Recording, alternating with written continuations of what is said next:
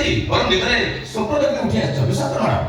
madam ବିଶ୍ୱାସ କର ସତ କହୁଛି ଧୀରେ ଚାଷରେ ମୁଁ ତ ସେ କଥା ହଉଥିଲି ନାଇଁ ମ୍ୟାଡ଼ାମ ମୁଁ ବି ସତ କହୁଥିଲି ତ ବିଶ୍ୱାସ କରି ଏଠି କେହି ଆସିନାହାନ୍ତି ବରଂ ଆସିଲା ତମେ ଏକୁଟିଆ କାହା ସହିତ ଗପୁଥିଲ ଯଦି ବାପାର ସତ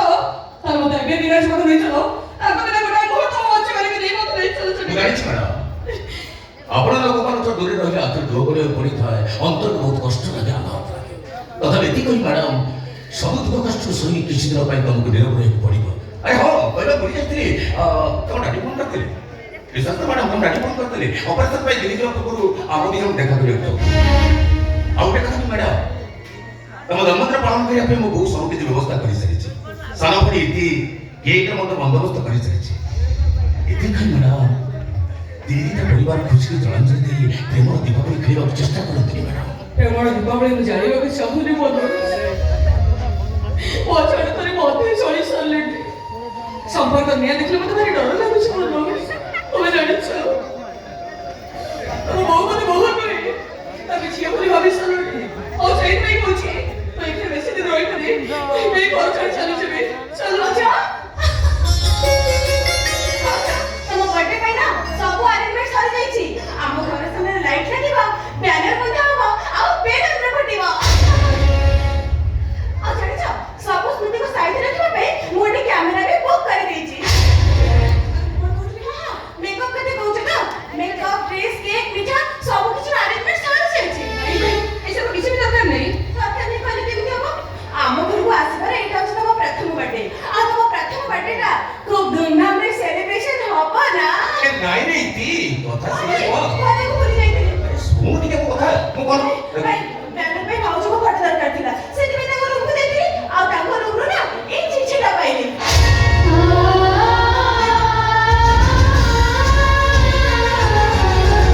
ଚିଠି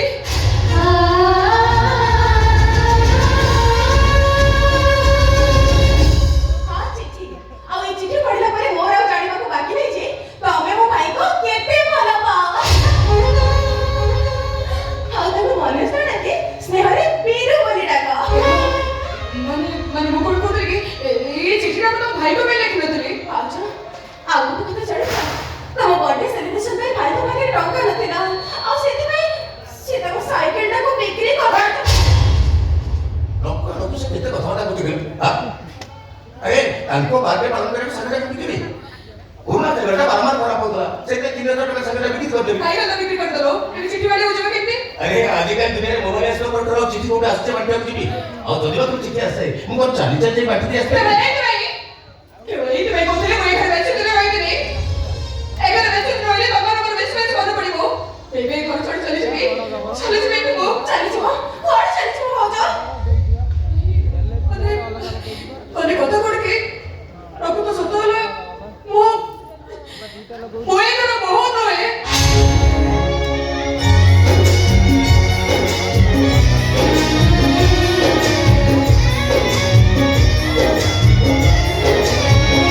ଏ କଥା ମୁଁ ଜାଣି ସାରିଛି ତୁ ଏ ଘର ବହୁ ନୁହଁ ତୁ ହଉଛୁ ମାରେ ତୁ ଏ ଘରକୁ ଆସିବା ଦିନଠାରୁ ଏ ଘର ସବୁ ବିପଦ ଟଳେଇ ଯାଇଛି ଏଇ ଦେଖନୁ ବର୍ଷ ବର୍ଷ ଧରି କୋର୍ଟରେ ଚାଲିଥିବା ଜମିବାଡିର ମକଦ୍ଦମା ଆମ ମନୋଜର ଚିତାପଟ ହେଇଛି ଇତିର ପରୀକ୍ଷାଠୁ ଆରମ୍ଭ କରି ମନୋଜ ତିଆରି କରିଥିବା ଶିବ ମନ୍ଦିରର ସବୁ କାମ ଗୁଡାକର ସୁରୁଖୁରୁରେ ହେଇଯାଇଛି କେବଳ ଗୋଟିଏ ଅଫସୋସରେ ମା ନାତିକି ନାତୁଣଟିଏ ଘରକୁ ଆସିଲା ପରେ ମୋ ଈଶ୍ୱର ଅଭାବ ଧୀରେ ଧୀରେ ଦୂର ହୋଇଯିବ ଦେହଟା ବାରମ୍ବାର ଖରାପ ହଉଛି ଆଳୁ ସାର୍ ଚିନ୍ତାଧାରା ମହମ୍ମଦ କାହିଁକି ରହୁଛୁ ବୁଝିପାରୁନି ଓ ମାନେ ଠିକ ଏମିତିରେ ବାଗା ପିଲାମାନଙ୍କୁ ଖୁସି ଦେଖିବାକୁ ଯାଇ ନିଜ ବୟସ କଥା ବି ଭୁଲି ଯାଆନ୍ତି ଆରେ ମନ ସାଇକେଲ ବିକ୍ରି କରି ଟଙ୍କା ଆଣିଛୁ ବୋଲି ରାଗରେ ତୁ ତାକୁ ଏସବୁ କହୁଛୁ ନା ହେଲେ ସିଏ ପରା ମତେ କହିଲା ବୋଉ ସାଇକେଲ କଣ ତାନିର ଖୁସି ପାଇଁ ଦରକାର ପଡିଲେ ମୁଁ ନିଜକୁ ବିକି ଦେବି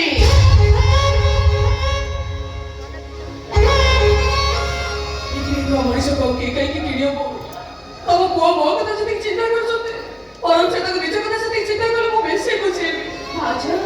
ତମକୁ ଖୁସି କରିବା ହଉଛି ଆମର କର୍ତ୍ତବ୍ୟ ଓ ଠିକ କହିଲା ତମ କଥା ଆମ ଧରି ପଳେଇବା କିନ୍ତୁ ସତେ ଯେମିତି ଆମ ଉପରେ ସବୁ ବିପଦ ଟଳି ଯାଇଛି ଆଉ ଆମର ବିଶ୍ୱାସ ତମେ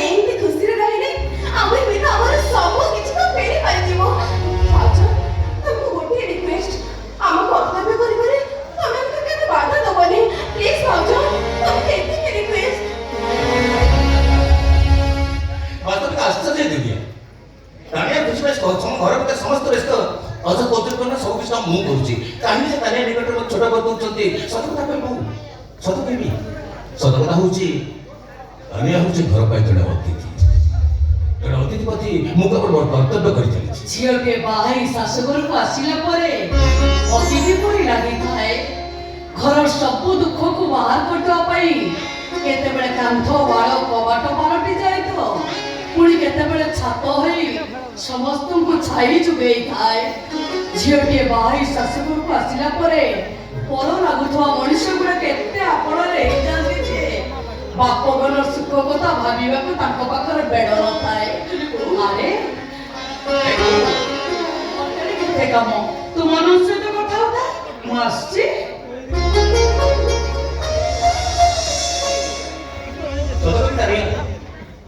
ତମ ବିବାହ ସ୍ଥଳରେ ଆମ ଘରକୁ ଆଣିବାଟା ମୁଁ ଭାବୁଛି ମୋ ଜୀବନର ସବୁଠାରୁ ଭଲ ଭୁଲ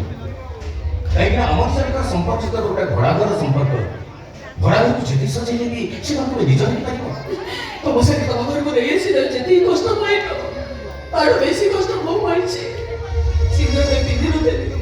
ସଂକଟ ହାତରେ କେବେ ଭାବି ନଥିଲି ଏସବୁ ଭିତରେ ନିଜର ଝିଅ ବହୁର ଅପେକ୍ଷା କଲା ବେଳେ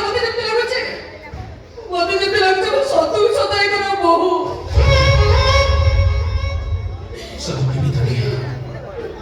ସେ କାହିଁକି ଜାଣି ମୁଁ ନିଜକୁ ଦିନକୁ ଦିନ ଦୁର୍ବଳ ମନେ କରୁଛି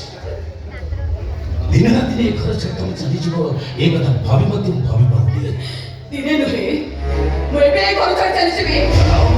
ବୁଝିବାକୁ ଚେଷ୍ଟା କର ଏଇ ମୁହୂର୍ତ୍ତରେ ଘର ଛାଡ଼ି ଚାଲିଗଲେ ମୋ ପରିବାର ଲୋକଙ୍କୁ କି ଘରେ ତମେ ବୁଝେଇବି ତମେ ସେମାନେ ଟିକେ ବୁଝେଇ ପାରିବନି ବୋଲି ତମେ ସବୁଦିନ ପାଇଁ ଏଗୁରା ଅଟକେଇ ରଖିବ ମୁଁ ଠିକ କରିଦେଲେଣି ତମେ ତମ ସ୍ୱାର୍ଥ ଭୁଲି ଯାଇ ମତେ ତମ ସ୍ତ୍ରୀ ବୋଲି ଭାବି ଦେଇଛ ତମ ଇଚ୍ଛାକୁ ଚରିତାର୍ଥ କରିବା ପାଇଁ ମୋ ଦେହକୁ ଛୁଇଁବାକୁ ତମେ ସ୍ୱପ୍ନ ଦେଖିଛ